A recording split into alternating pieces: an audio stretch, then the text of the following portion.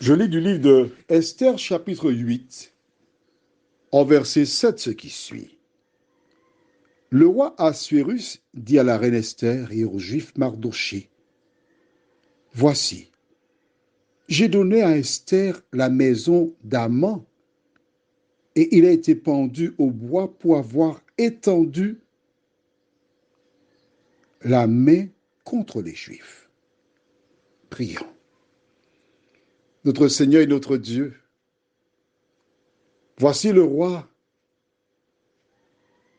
qui s'exprime.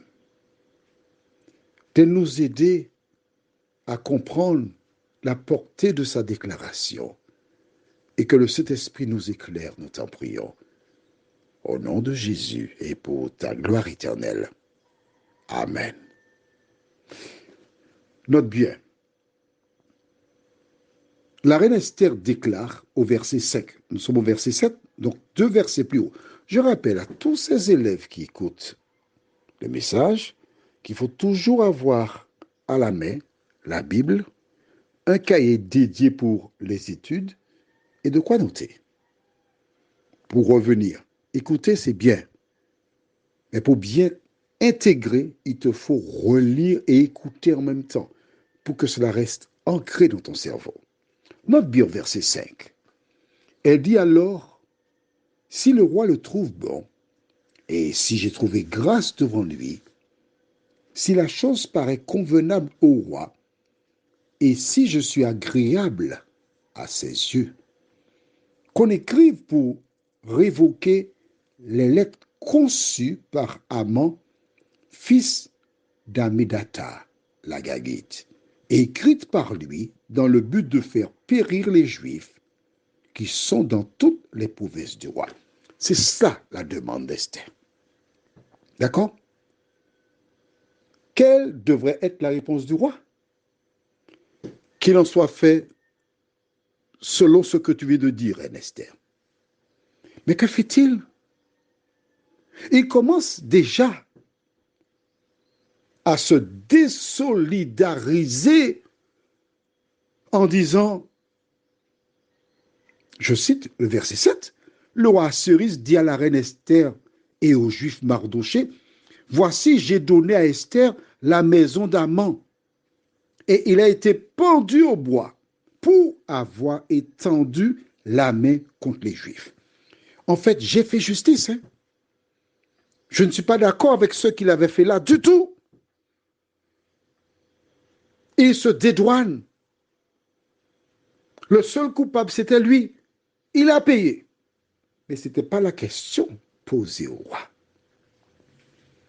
Mais il devait donner sa position pour démontrer qu'il n'était pas en phase, qu'il avait été piégé par Aman. On est d'accord? Bon. Alors, quelle leçon tirer? Qui que tu sois, tu es chef d'entreprise, tu es parent, tu as fait quelque chose.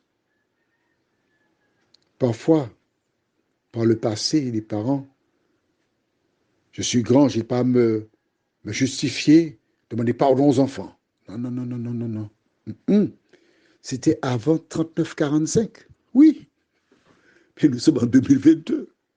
Au contraire, quand tu prends l'habitude de reconnaître tes erreurs, de donner ta position, tu es en train de former des caractères. Tu es en train de donner un exemple, un modèle. Tu es en train de dire à tes enfants, à tes employés, je ne suis pas parfait. J'ai commis une erreur là. Je vous prie de me pardonner. Quand tu agis de la sorte, le personnel te respectera beaucoup plus parce qu'il reconnaîtra ton honnêteté. Si tu as une entreprise, ne cherche pas à diriger cette dernière avec un gant de fer.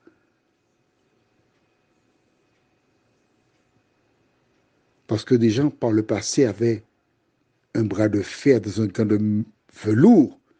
Maintenant, il y a des gens qui ont des gants de fer.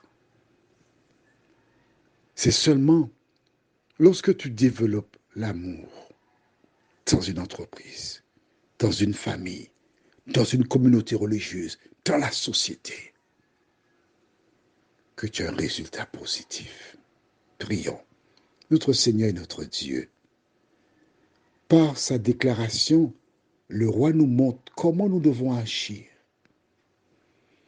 Il y a des personnes qui ne veulent pas se mouiller, des personnes qui ne donnent pas leur opinion pour ne pas faire de la peine aux autres. Et il existe ce proverbe local aux Antilles qui dit « Si l'on vend la tchepoule penchée », en français, c'est en fonction des circonstances que des gens se positionnent. De nous aider à ne pas nous positionner en fonction du nombre, mais en fonction de la vérité, nous t'en prions. Au nom de Jésus, pour ta gloire éternelle. Amen.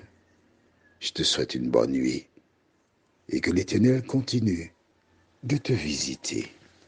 Et s'il nous accorde la vie, je te retrouve demain soir, si Dieu le veut.